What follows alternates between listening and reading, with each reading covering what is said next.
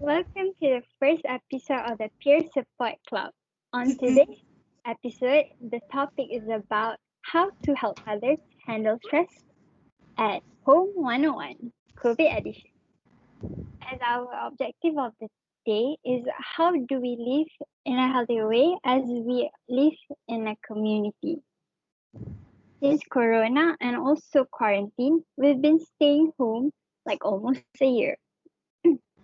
I would like to show gratitude that we can attend on today's virtual support group. We have 6 attendees. First of all, hi, I'm Nurhajan Alisha. I'll be the moderator of this on today's episode. We can introduce some of the attendees, starting with Afifa. Hi, my name is Nurul Afifah. Hi guys, I'm Jeremy Gabriel. Hi, my name is Nur Akila. Hello everyone, I'm Kunor Balkis. Hi everyone, I'm Dania Batrisha. And lastly, hi everyone, I'm Nadia Turiza. Since the objective is to help handle stress in our own home, maybe we can start with Jeremy and Afifa. Would you share today's topic? Okay, so as you all know, with this coronavirus, everything going on, most of our classes from kindergarten maybe to us universities have changed to online classes, which we practically done for almost a year. Okay, so with all these online classes going on, our lecturer tend to give a lot of homework, a lot of assignment projects, everything. With that comes a lot of stress, which I'm also having, and I can't sleep, rushing with my assignments, projects, tests, EA. So, and then adding on to that, sometimes my parents, they have a very little of understanding of my workload. They tend to think that they are working, so their workload is much more higher. I'm just studying, nothing as much to do. So yeah, students get more stress, more workload. Parents not understanding is really a problem for me. Easy and tend to forget that we as a student also have a lot of work to do too. Sometimes we students also feel lonely and as we need to cope with our study alone, unlike if we were in university where we can meet with our friends to discuss and to reduce our tension together. While at home, I have no one to share my problems, so I end up bottling up all my emotions since all my family members are also busy with their work. I need to at least let all my feelings out, but how can I do? I have no one to share. Oh no, you can't keep all the emotions to yourself. It's not good for your health lah.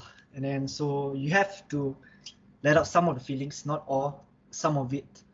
Maybe you can try talking with your parents whenever you have a problem with your personal life, is homework, everything, or what you feeling stressed out, everything. Maybe you can just talk with your parents. I understand it's going to be very hard. Sometimes talking with your parents, especially if they don't understand you much. But maybe you can try. Maybe like what I do is like, whenever we are sitting down, we are eating, I'll indirectly bring the topics about my studies, everything, and I'll just tell them that a lot of stress, a lot of work. Sometimes I might get angry and I'll just keep mentioning terms, but then I have to calm down and try to talk to my parents. At the same time, we could also try to practice to communicate with each other and practice active listening at home so that we can understand each other. Parents can understand our stress, our problem, and maybe we could understand them. As I can see my parents also, they are having work at home. We are studying from home, they are working from home, so it's basically the same thing. They are having stress, I'm having stress. So communication and active listening is very important, especially in these corona times. So by practice active listening and communicating, to keep talking, keep communicating, keep listening to their problem, especially. Sometimes listening is more important than just talking. Sometimes just be there, just sit there and just listening. It's better. So we can sometimes with active listening, we could avoid a lot of problems from happening. We can avoid a lot of misunderstandings, and bond ourselves better.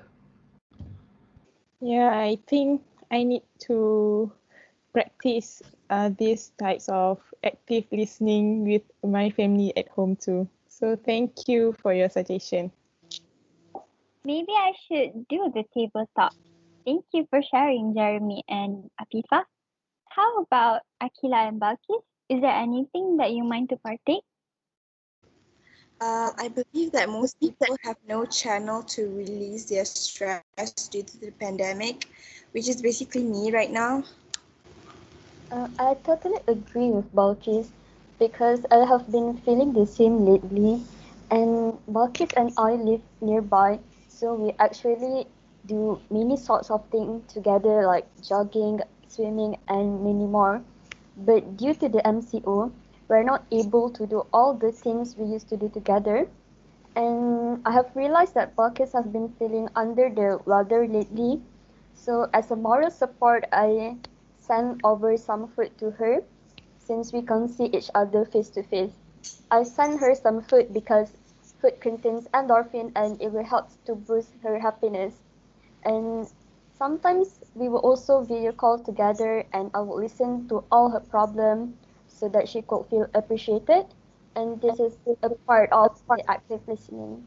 As an appreciation to Akila, I created a Spotify playlist for her, as this could be a channel for her to release her stress while listening to soothing and therapeutic music during this MCO period.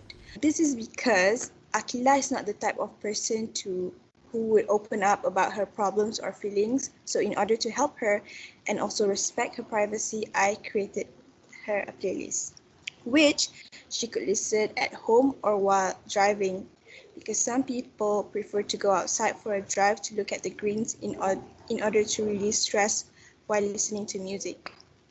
I hope that the things we shared today could also be beneficial for others in handling stress while being stuck at home. I agree on Akila. The best way of one's heart is through food. Now we can proceed with Iza and Dania. As for me, this whole situation of different virtual realities in one home results to lack of understanding among family members because everyone is just so stressed with their own workload that they look past the feelings others are going through too. Yeah, actually, I understand what Dania is going through right now. It's like when other family members are just too caught out with their own circumstances that they forget what others are going through a hard time as well. Exactly what Iza said. Sometimes I feel especially unappreciated when I delay my workload for a while to help my family with the house chores.